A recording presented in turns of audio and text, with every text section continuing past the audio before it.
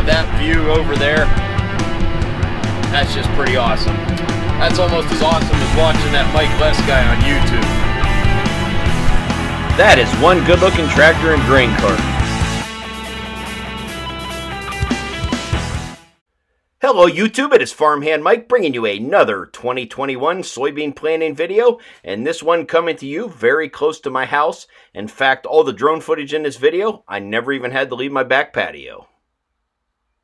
I just sat in my chair, flew my drone, and these guys were less than anywhere from a quarter to a half a mile away.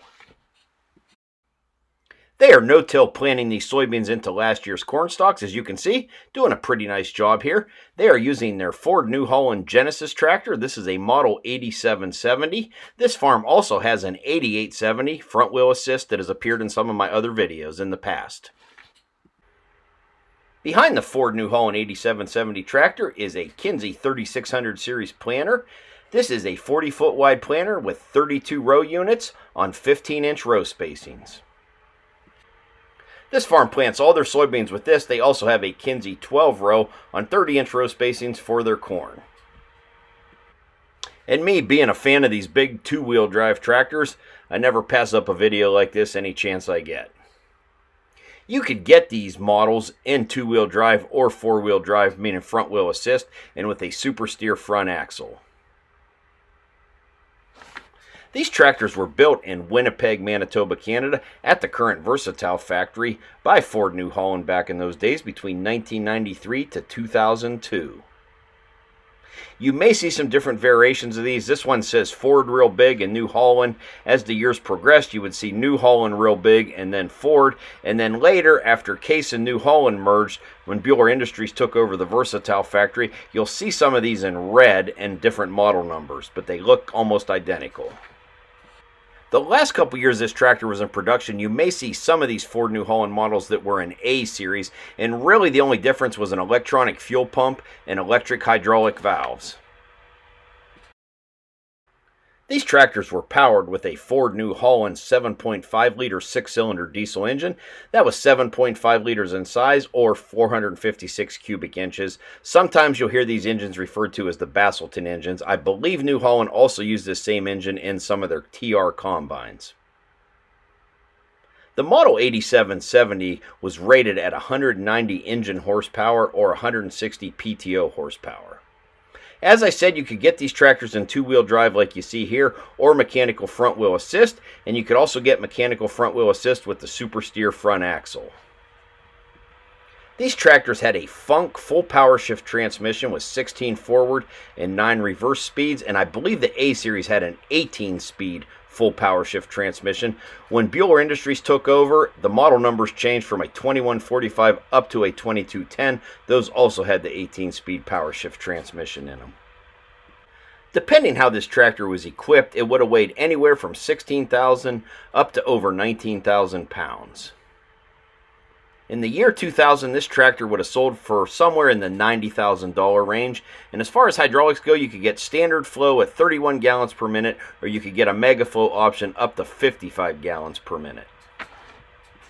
There was 4 different models of this tractor, starting at an 8670, the 8770 you see here, the 8870, and an 8970.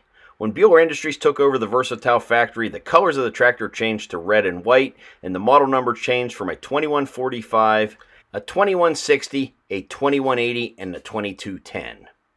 The 8770 here would have been comparable to the 2160. When you started getting into the bigger ones, it was rare to see them with the two-wheel drive option. I do know of some 8870s were built in two-wheel drive. I don't know that I've ever seen an 8970 or the Buehler Versatile 2210 in a two-wheel drive, but I'm sure some of those do exist out there. If you know of one, comment below. Let me know where it's at.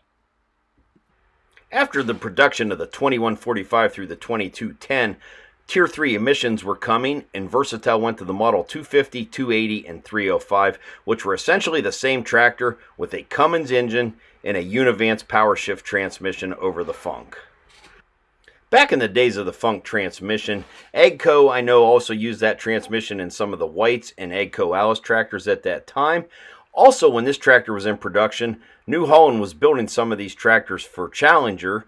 when Model 35, 45, and 55, which had the same cab, transmission, and rear end, just had a cat engine and the 2-track system.